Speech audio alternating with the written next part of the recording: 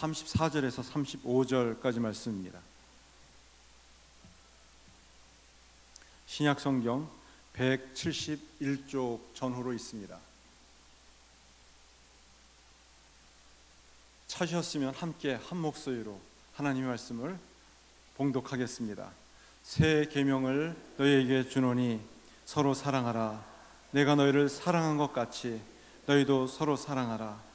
너희가 서로 사랑하면 이로써 모든 사람이 너희가 내 제자인 줄 알리라. 아멘. 봉독한 말씀을 중심으로 서로 사랑하라는 제목으로 주의 말씀을 전하겠습니다. 제가 한 가지 여러분들에게 퀴즈를 내겠습니다. 동쪽에서 해가 떠오르게 되면 그곳을 무엇이라고 부를까요? 네, 동해라고 부릅니다. 그럼 서쪽에서 해가 떠오르면은 그것을 당연히 서해라고 부르겠죠. 그러면 예수님이 바다에서 떠오르는 곳을 무엇이라고 부를까요? 네, 제가 가르쳐 드리겠습니다. 따라해 보겠습니다. 사랑해. 네, 예수님은 사랑이시기 때문에 그 사랑의 광채가 높이 떠져서 사랑해야만 합니다. 제가 15년 동안 알던 한 자매를 얼마 전에 만났습니다. 한 가정을 이루었어요. 또 아이를 키우고 있어요. 또 그림을 그리고 화가 생활을 하고 있는데요. 어린 시절 불우한 환경에서 자랐습니다. 마음에 아픔이 많아요.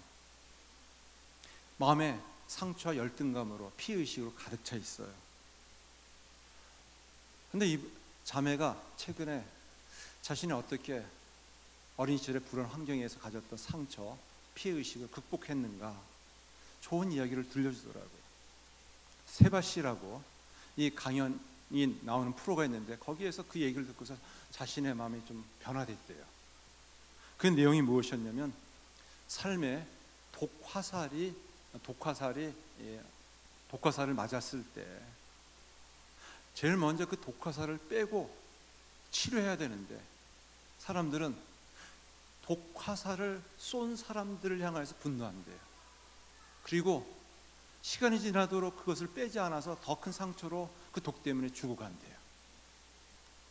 그러면서 상처와 피해의식을 극복할 수 있는 방법이 무엇인가? 자기 자신에 대해서, 아픔에 대해서, 어려움에 대해서 사랑의 언어로 소통하기 시작했대요. 그러면서 한마디, 괜찮아. 그 한마디가 자신의 그 응어리진 마음을 다 녹였대요. 자존심의 꽃은 떨어져야지만 인격의 열매를 맺는다. 이런 얘기를 하더라고요. 좀 어려운 이야기지만 마음에 상처가 있으면, 피해의식이 있으면 자존심이 상해요. 꼭꼭 지우고 싶어요. 숨기고 싶어요. 이 자존심의 꽃이 떨어져야지만 거기에 새순, 새 열매, 인격의 성품의 열매가 맺을 수가 있어요. 오늘 말씀은 요한복음 말씀입니다. 이 요한복음 말씀은 하나님의 사랑의 복음이라고 부르고 있어요. 사복음서가 있지만 이 요한복음을 가리켜서 하나님의 사랑의 복음이라고 말하고 있습니다.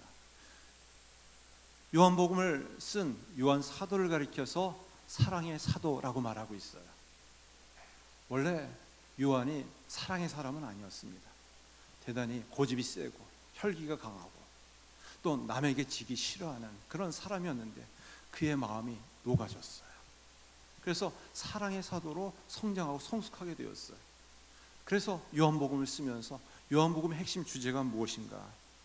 바로 사랑의 복음이에요. 이 요한복음을 가리켜서 혹자는 하나님이 하늘에서 세상에 보낸 하나님의 연애 편지라고 말합니다. 하나님의 사랑의 연애 편지. 하나님이 우리를 얼마나 사랑하시는지 예수님의 십자가를 통해서 우리에게 보여주신 그 사랑을 우리에게 말씀하고 있어요. 우리를 멸망치 않게 하시려고, 우리를 얼마나 사랑했는지를 십자가를 통해서 보여준 기록이 바로 요한복음입니다. 오늘 말씀은 예수님께서 십자가의 고난과 죽음을 당하기 그 직전에 주신 말씀이에요. 그러면 대단히 중요한 말씀입니다. 이 요한복음에서도 가장 핵심적인 말씀입니다. 사도 요한은 이 요한복음에 사랑하라는 말을 56번이나 반복적으로 이야기하고 있어요. 그만큼 이 예수님의 가장 중요한 핵심 메시지가 사랑이기 때문에 그렇습니다. 그 중에서 예수님께서 마지막 십자가의 죽음을 당하기 직전에 하신 말씀이 요한복음 13장서부터 21장까지입니다. 그 마지막 말씀 가운데 사랑하라라는 말이 44번이나 등장하고 있습니다. 다시 말해서 예수님의 가장 중요한 핵심 메시지를 담고 있어요. 그런데 서로 사랑하라고 얘기했을 때 제자들은 그 말이 무슨 말인지 잘 몰랐어요. 그들은 여전히 예수님을 사랑한다고 따라다녔지만 보이지 않는 자신의 어떤 이기심이 있었습니다. 꺾여지지 않는 자신의 자존심과 생각과 마음이 있었습니다. 그럼에도 불구하고 예수님께서 사랑해야 한다 이렇게 말씀하고 있어요. 이 말씀은 오늘 우리에게도 주신 말씀이에요. 주님의 사랑에 대해서 우리가 잘 깨닫지 못하지만 언젠가 우리가 자존심의 꽃이 꺾여지고 떨어지고 사랑의 성품이 열매를 맺는 그 날이 있기 때문에 서로 사랑하라 우리에게 말씀하고 있습니다. 우리가 갖고 있는 생각이 대단히 편협해요. 스스로의 고집에 갇혀 있어요. 또 우리가 사랑이라는 얘기에 대해서 많이 듣지만 나와의 관계 속에 그것이 어떤 의미가 있는지 참 사랑이 무엇인지를 깨닫는 것이 쉽지가 않습니다. 예수님께서 우리에게 하나님의 참 사랑이 무엇인지를 나타내 보여주었습니다. 진정한 사랑의 본을 보여주셨어요. 예수님께서 친히 말씀하시기를 우리 34절 말씀 같이 한 목소리를 읽어볼까요? 새 계명을 너희에게 주노니 서로 사랑하라. 내가 너희를 사랑한 것 같이 너희도 서로 사랑하라. 예수님의 제자들은 예수님을 사랑한다고 고백하고 자신의 모든 것을 포기하고 따랐습니다. 그러면서도 여전히 그들은 서로 다투고 있어요. 또 시기하고 있어요. 누가 크냐, 누가 옳으냐 따지고 있습니다. 근데 예수님은 전혀 다른 모습을 보여주시는 것이에요. 친히 그 더러운 발을 씻어주시면서 이 사랑의 모습이 무엇인지를 말씀하고 있어요. 실천적인 삶의 본을 보여주셨어요. 그리고 이것은 전혀 상관없는 다른 사람이 아니라 서로 으르렁거리고 다투고 싸우는 제자들끼리라도 먼저 서로 사랑하는 모습을 보여주어야 한다 말씀하고 있습니다. 이 예수님의 말씀은 서로 사랑하라는 말은 예수님이 처음 하신 말씀이 아니에요. 이미 구약에서도 이 말씀을 하나님께서 하셨습니다. 레위기 19장 18절 말씀에 보면 이웃 사랑하기를 내 몸과 같이 하라 말씀하셨어요. 이것을 가리켜서 구약의 옛 계명이라고 말하고 있습니다. 왜 예수님은 오늘 말씀을 새 계명이라고 말씀하셨을까요? 구약에 내 이웃을 내 몸과 같이 사랑하라라는 이 말씀은 유대인들에게만 국한되었기 때문에 그래요. 그들은 자기들이 선민이기 때문에 우리끼리만 서로 사랑하면 되고 나머지 이방인들은 개요 전혀 구원받지 못한 짐승에 불과하기 때문에 사랑할 필요가 없다. 사랑의 대상의 한계를 그어버리고 말았어요. 근데 예수님께서는 전혀 새 계명을 우리에게 주셨는데 그것은 따지지 말고 누구나 모든 사람을 사랑해야 한다라고 말씀하고 있습니다. 바로 예수님께서 이를 위해서 이 땅에 오셨고 우리를 향한 가장 완전한 하나님의 사랑을 몸소 보여주셨어요. 요한일서 4장 10절 말씀에 보면은 사랑은 여기 있으니 우리가 하나님을 사랑한 것이 아니요 하나님이 우리를 사랑하사 우리 죄를 속하기 위하여 화목제물로 그 아들을 보내셨음이나 말씀하고 있습니다. 사랑은 어디에 있는가? 바로 십자가 고난과 죽음을 통해서 우리에게 보여주셨어요. 이것이 너무 막연하지 않아요? 너무 추상적이지 않아요? 이것을 좀 더 실천적인 실제적인 모습으로 보여준 모습이 고린도전서 13장 말씀입니다. 고린도전서 13장 말씀을 사랑장이라고 말해요. 이 사랑장은 예수님의 사랑이 어떠한지 그 본보기로 사도 바울이 기록한 것이에요. 그래서 사랑은 언제나 오래 참고, 이 사랑이라는 말에 예수님이라는 이 주어를 도입해 보면 예수님의 사랑이 어떤 모습인지 그 본보기를 볼 수가 있습니다. 우리 한번 화면에 있는데 같이 한번 읽어보겠습니다. 예수님은 오래 참고, 예수님은 온유하며 시기하지 아니하며, 예수님은 자랑하지 아니하며 교만하지 아니하며, 예수님은 무례히 행하지 아니하며, 예수님은 자기의 유익을 구하지 아니하며, 예수님은 성내지 아니하며, 예수님은 악한 것을 생각하지 아니하며, 예수님은 불의를 기뻐하지 아니하며, 예수님은 진리와 함께 기뻐하고, 예수님은 모든 것을 참으며, 예수님은 모든 것을 믿으며, 예수님은 모든 것을 바라며, 예수님은 모든 것을 견디느니라. 아멘. 예수님의 이 사랑의 실천적인 모습이 바로 이러하였습니다. 이 계명은 바로 옛 계명이 아니라 새 계명이라고 말씀하고 있어요. 이 계명 우리가 어떻게 지킬 수 있는가? 어떻게 지킬 수 있는가? 로마서 5장 5절 말씀에서는 우리에게 주신 성령으로 말미암아 하나님의 사랑이 우리 마음에 부음바되었다. 우리가 죄인 되었을 때, 연약할 때, 원수 되었을 때 친히 십자가의 고난과 죽음을 당하심으로 그 사랑을 확증해 주셨다 말씀하고 있습니다.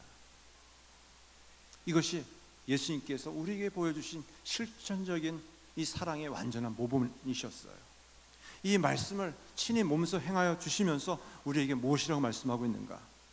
35절 말씀에 보면은 너희가 서로 사랑하면 이로써 모든 사람이 너희가 내 제자인 줄 알리라 말씀하고 있어요. 예수님을 따르는 참된 제자라면 제자다움의 특징이 무엇이냐? 서로 사랑하는 모습입니다. 사랑하면 닮게 돼 있어요. 자녀가 부모님을 사랑하면 부모를 빼어 닮습니다. 당연한 거 아니겠어요? 우리가 하나님의 자녀라면 하나님을 사랑할 수밖에 없고 또 하나님의 성품을 닮아갈 수밖에 없어요. 요한일서 4장 11절 말씀에서는 사랑하는 자들아 하나님이 이같이 우리를 사랑하셨은즉 우리도 사랑하는 것이 마땅하도다 당연하다 말씀하고 있습니다. 사랑의 대상이 누구입니까?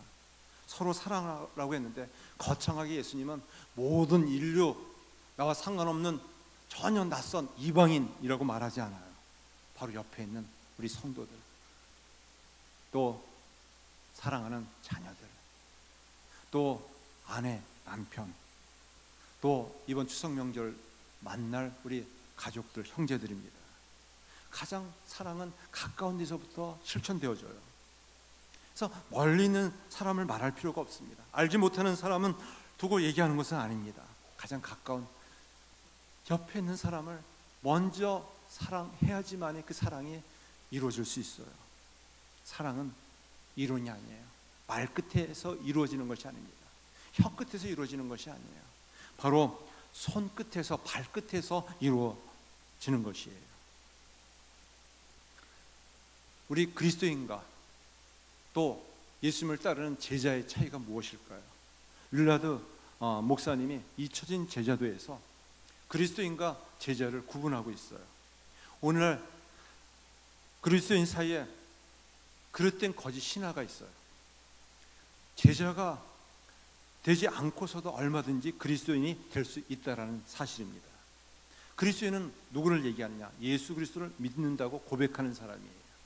그러나 고백만 했지 제자가 되지 않습니다. 예수님을 따르지 않아요. 예수님을 멀리서 지켜보면서 그냥 구경만 하고 있습니다. 그러면 제자는 무엇인가? 모든 삶의 영역에서 예수 그리스도의 마음, 예수 그리스도의 정신, 예수 그리스도의 성품, 예수님이 원하는 방향으로 나아가는 사람이에요. 변화되는 사람입니다. 그래서 예수님이 보여주신 모습, 자기를 부인하고 십자가 고난을 지고 끊임없이 변화하고 성장하는 사람이 바로 제자입니다. 그러지 않으면 종교인으로 전락할 수밖에 없어요. 자기를 부인한다는 것은 무슨 말일까요? 자신의 그런 생각들을 좀 내려놓는 일이에요. 또 자신이 갖고 있는 고집을 좀 내려놓는 일입니다. 비워놔야지. 그 자기의 내려놓은 비움에 또 하나님의 말씀이 부어지지 않겠습니까? 하나님의 사랑이 부어지지 않겠습니까? 또 하나님 말씀을 들으면서도 참 내가 부족하다, 내가 연약하다, 내가 참 허물이 많구나, 말씀의 거울 앞에 비춰보면서 내 자신을 돌이키면서 회개할 때 진정한 제자다움의 모습이 나타날 수 있어요. 천주교에서는 기도를 할 때 성호를 그린다고 합니다. 그래서 머리에서 가슴으로 손을 내리고 또 왼쪽 어깨에서 오른쪽 어깨를 성호를 긋는다고 합니다. 이것이 무슨 의미가 있을까? 그냥 습관적인 것이 아니라 이게 의미가 있어요. 머리에서 가슴까지 나라는 이 영어 이니셜 I라는 이 나라는 존재가 바로 왼쪽 가슴에서 오른쪽까지 잘라져야지만, 죽어져야지만 우리가 하나님의 사람으로 세워질 수 있다는 의미입니다. 내 자신의 존재가 하나님 앞에서 고집이 꺾여지고 예수님을 진정 따른다면 예수님의 방향으로 우리가 삶을 집중해야지만 됩니다. 사랑은 자기의 유익을 구하지 않는데요. 이 말이 무슨 말일까요? 자기의 유익을 구하지 않는다. 다른 번역 성경에서는 이 말을 좀 더 쉽게 표현하기를 사랑은 자기 방식을 주장하지 않습니다 라는 말이에요. 사랑은 자신의 주장을 강요하지 않습니다 라는 말이에요. 사람은 자신 생각을 제일 먼저 생각해요. 그리고 상대방의 말을 들으려고 하지 않아요. 일방적으로 자신의 생각만을, 스타일만을, 또 주장만을 강요할 때가 많습니다. 그것은 진정한 사랑의 모습이 아니에요. 부부가 한 몸을 이루어서 건강한 가정을 세울 수 있는 것은, 또 가정에서 자녀들과 함께 건강한 가정을 세울 수 있는 것은 서로의 마음의 벽이 허물어져야 돼요. 일방적으로 부모가 자녀들에게 나는 이렇게 원하니까 이렇게 따르라, 이것은 진정한 부모로서의 사랑의 모습이 아니에요. 자신의 주장, 방식을 주장하지 않는 것이, 포기하는 것입니다. 내 방식을 버리는 것을 좋아하는 사람이 어디 있겠습니까? 다 자신의 방식대로 하고 싶고 그리고 그렇게 따라오기를 원하지 않습니까? 그것이 가정이고 교회이고 성도들이에요. 그래서 사람의 목소리는 큰데 그 안에서 다 이기적인 자기 욕심이 다 웅크리고 있어요. 내 얘기만 옳지, 양보하고 배려하고 내 방식을 기꺼이 좀 내려놓는 공동체가 있다면 그 공동체는 하나님께서 기뻐하시는 공동체가 되어줄 수 있습니다. 그 공동체의 가정이 되어야 돼요. 그 공동체가 교회가 되어야만 합니다. 그래서 자기 방식을 조금 내려놓으면 사람이 부드러워질 수 있어요. 유연해질 수 있어요. 강해지지 않고 좀 많은 사람들과 좀 협력하면서 함께 더불어 행복한 삶을 이루어갈 수가 있어요. 가정에서도 그냥 일방적으로 아버지가 남편의 그냥 독재자처럼 따라와, 아니면 말고, 이렇게 하면 가정이 건강하게 세워질 수가 없습니다. 내 생각이 그만큼 넓어져야 할 줄 믿습니다. 이것은 타협이 아니에요. 협력입니다. 가정은 서로 유기적으로 협력해야 돼요. 사랑의 줄로 연합해야 됩니다. 또 교회도 마찬가지예요. 목회자도, 장로님도, 또 우리 집사님도, 모든 성도님들이 각기 우리가 유기적인 연합을 통해서 협력하고 또 내 일방적인 생각과 방식을 좀 내려놓고 인정하고 배려하고 좀 생각이 유연해지면 우리가 함께 힘을 모아서 하나님의 크고 놀라운 사랑의 공동체로 세워질 수가 있어요. 헤르만 헤세의 작품 중에 한 가지 소원이라는 글이 있어요. 한 아이가 태어날 때 어떤 노인이 나타나서 아기 엄마에게 한 가지 소원을 들어주겠다, 이렇게 이야기했어요. 아기 엄마가 이 아이가 자라면서 세상 모든 사람에게 사랑받는 사람이 되게 해주세요, 한 가지 소원을 노인에게 부탁했어요. 그래서 이 아이는 평생 동안 모든 사람에게 사랑받는 아이로 잘 자랐어요. 근데 문제가 여기 있었어요. 이 아이는 사랑만 받을 줄만 알았지 사랑할 줄을 몰랐어요. 사랑을 베풀 줄 몰랐어요. 사랑을 줄 줄 몰랐어요. 너무 교만하고 말았어요. 어느 날 아기 엄마가 너무 안타까워서 또 노인을 다시 만나게 되었어요. 다시 어머니는 간곡하게 손 하나 말했어요. 제게 한 가지 소원이 더 있어요. 제발 부탁이니 이 한 가지 소원을 더 들어주세요. 제 아이가 사랑받기보다는 사랑을 줄 줄 아는 사람이 되게 해주세요. 우리 하나님께서 원하시는 것은 너희들은 너무 사랑을 많이 받았다. 손을 펴서 마음을 펴서 한번 사랑을 한번 전해주어라. 그러면 그것이 더하기가 아니라 빼기가 아니라 곱하기요 갑절로 넘치도록 사랑의 사람으로 은혜를 주시고 복 주실 것이다 말씀하고 있어요. 사랑의 비밀은 받는 쪽이 아니라 주는 쪽입니다. 나눠주고 섬겨주고 베풀어주면 그 기쁨이 크고 놀랍게 커져요. 갑절로 곱하기로 더 넘치게 하여 주십니다. 이 자리에 이창호 목사님이 참석하셨어요. 미국에서 목회하시다가 이렇게 대구에 오시면 한 번씩 오시는데 책을 한 3권 쓰셨어요. 그래서 지난번에 책을 쓰셨을 때는 기적이 오늘도, 그래서 믿음은 오늘 이 시대에 새로운 기적을 일으키는 하나의 원동력이 된다. 아주 감동적이에요. 또 최근에 책을 한 권 더 내셨어요. 지난주 토요일 날.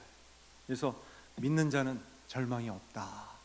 그래서 하나님께서 어떤 은혜를 주셨는가, 이 믿음을 통해서 모든 절망과 역경을 이긴 것을 이렇게 쓰셨어요. 책이 한 550편이나 되는 아주 두꺼운 책이에요. 아주 여러분들 기회가 되면 꼭 읽어보세요. 이건 생생한 살아있는 영감으로 기도한 그 내용들입니다. 제가 목사님께 여쭤봤어요. 어떻게 이것이 가능했습니까? 본인이 40년 가까이 미국 이민 생활하면서 그냥 낯선 곳에 아무것도 없이 호련 단신으로 그냥 70만 원 한 달 생활비도 안 되는 거 가지고 가정도 일단 내려놓고 혼자 가셨어요. 그리고 아버지가 하신 말씀이 꼭 너는 미국에 가면은 교회 가서 예배 드리는 것을 먼저 해라. 이 말씀 듣고서 가서 예배를 드리게 되었어요. 또 예배 드리면서 그냥 예수님을 믿어야지 해서 불신자가 신자가 되고, 또 집사님이 되고 안수집사님이 되고 장로님이 되고, 또 주님이 사랑하는 마음으로 목사님이 되어서 목회를 하시다가 이제 기가 좀 어두워서 은퇴하셨어요. 그러면서 하나님께서 너무너무 놀라운 은혜와 축복을 부어주셨다. 그건 딱 한 가지다. 하나님의 사랑을 깨닫고 그 사랑을 어떻게 내가 내 삶 가운데 실천할 것인가, 전달할 것인가, 나눠주고 섬겨주고 베풀어주다 보니까 하나님께서 자녀들을 통해서 삶을 통해서 차고 넘치도록 은혜를 주셨다. 하나님은 절대로 미치지 않으시고 실수 안 하시는 분이시기 때문에 당대 그 은혜를 주시지 않으면 후손들의 이르기까지 그것을 다 갚아주신다. 이런 얘기를 하시더라고요. 제가 큰 감동을 받았습니다. 네, 그렇습니다. 우리가 순종하면 넘치는 하나님의 사랑을 체험할 수 있습니다. 요한일서 2장 5절 말씀 우리 같이 읽어볼까요? 시작. 누구든지 그의 말씀을 지키는 자는 하나님의 사랑이 참으로 그 속에 온전하게 되었나니 이로써 우리가 그의 안에 있는 줄을 아노라. 누구든지 그의 말씀을 지키는 자는 하나님의 사랑이 참으로 그 속에 온전하게 되었나니 이로써 우리가 그의 안에 있는 줄을 아노라. 여러분, 사랑의 얼굴은 어떤 모습일까요? 사랑은 어떤 특징을 가지고 있을까요? 궁금하지 않으세요? 성 어거스틴은 사랑은 어떻게 생겼는가, 여기에 대해서 이런 대답을 했어요. 다른 이들을 돕는 손이 있고, 가난하고 궁핍한 사람들에게 서둘러 찾아가는 발이 있으며, 비참하고 공고한 것을 보는 눈이 있고, 한숨과 슬픔의 소리를 들을 수 있는 귀가 있다.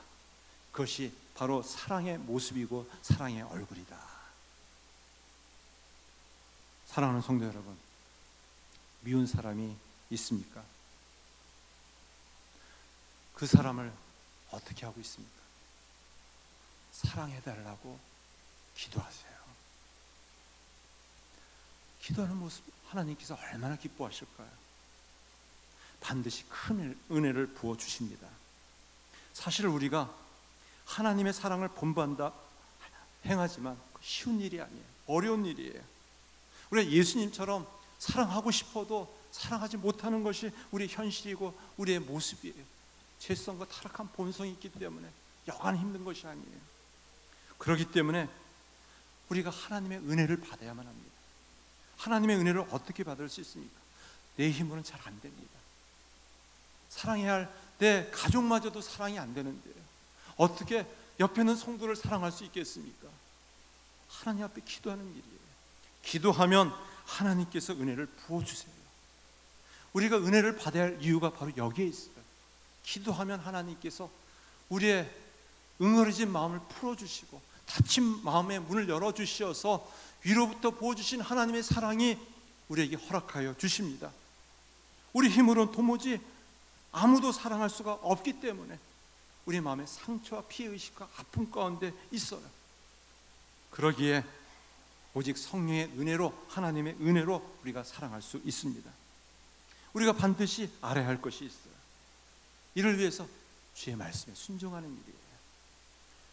서로 사랑하려고 한번 애를 써보세요. 힘을 써보세요. 애를 쓰면, 힘을 쓰면 힘이 들어갑니다. 사랑의 힘이 들어가요.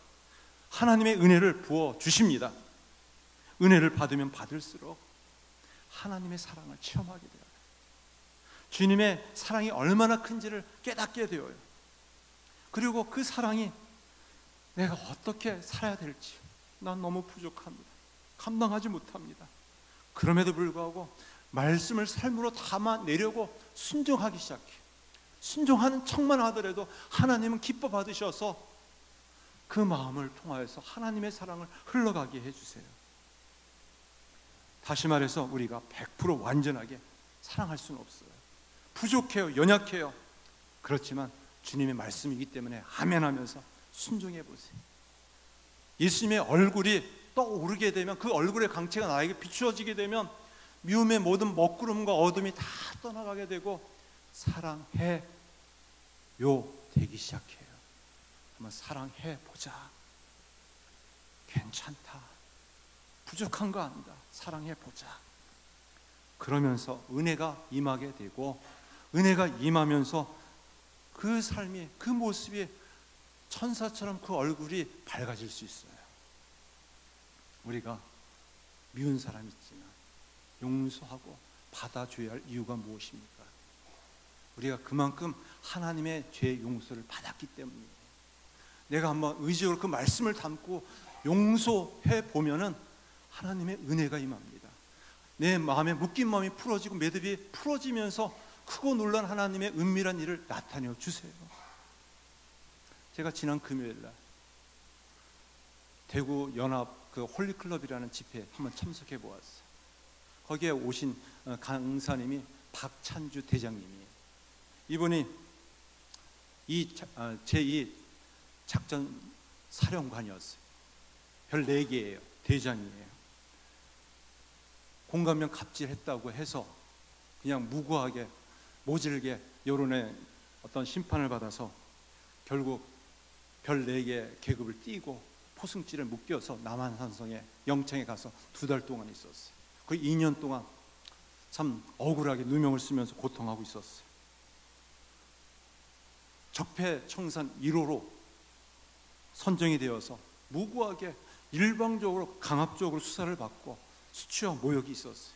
적어도 별 4개인데 수치와 이 모욕 속에서 너무 힘이 들어가지고 스스로 벽에다 머리를 부딪혀가지고 죽고 싶었대요.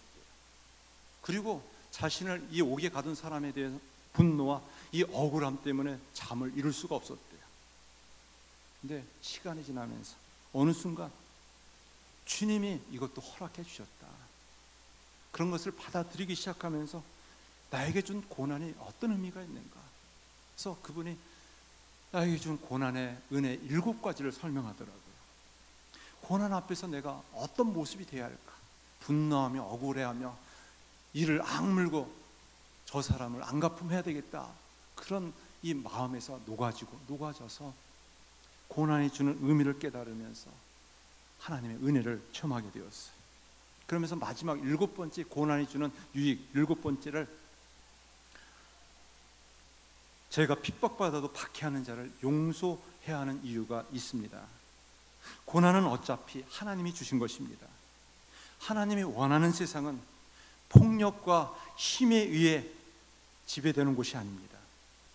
그렇게 지배하는 세상은 하나님께 무슨 의미가 있겠습니까? 하나님이 원하시는 세상은 하나님의 사랑이 지배하는 세상이 되기를 원하십니다. 그래서 그가 진정 자신을 박해하고 핍박하는 자를 용서하기 시작했어요. 그 마음이 이제 담대하게 하나님 말씀을 전하기 시작합니다. 네, 그렇습니다. 우리가 서로 사랑할 때 하나님의 은혜가 임하고 하나님이 우리를 통하여서 하나님의 영광을 나타내 줄 믿습니다. 기도하겠습니다. 하나님 아버지, 어리석고 미련한 저희들, 사랑을 받으면서도 사랑이 무엇인지를 깨닫지 못하고 때로 사랑하지 않으면서도 사랑한다고 하면서 스스로 속이며 살아가는 미련한 저희들을 용서하여 주시옵소서. 참 사랑을 모르기에 기쁨도 없고 감격도 없고 참 사랑을 해본 일이 없기에 늘 굳은 마음을 가지고 완고한 심령을 가지고 살 때 많습니다. 저희들을 긍휼히 여겨주옵소서. 불쌍히 여겨주시옵소서. 십자가를 통해서 보여주신 하나님의 사랑을 더 깊이 깨달아 알게 하여 주시옵소서. 그 사랑에 우리의 마음이 녹아지게 해주시고 풀어지게 해주셔서 감격하며 감사하며 더욱 작은 사랑이라도 실천해 나갈 수 있게 해주시옵소서. 우리가 완전하지 못하지만 말씀을 받고 마음으로 씨름하며 순종하기를 원합니다. 하나님의 사랑이 우리의 삶을 통하여 확증되게 하여 주셨사오니 그 사랑을 또 우리의 삶을 통해서 드러내게 하여 주시옵소서. 우리의 사랑하는 가족들 마음의 벽으로 응어리진 마음들 풀어주시어서 괜찮아, 우리가 더 서로 아끼며 부둥키 안고 믿음으로 사랑으로 소망으로 세워나갈 수 있게 하여 주시옵소서. 예수님의 이름으로 기도드립나이다. 아멘. 다 일어서시겠습니다.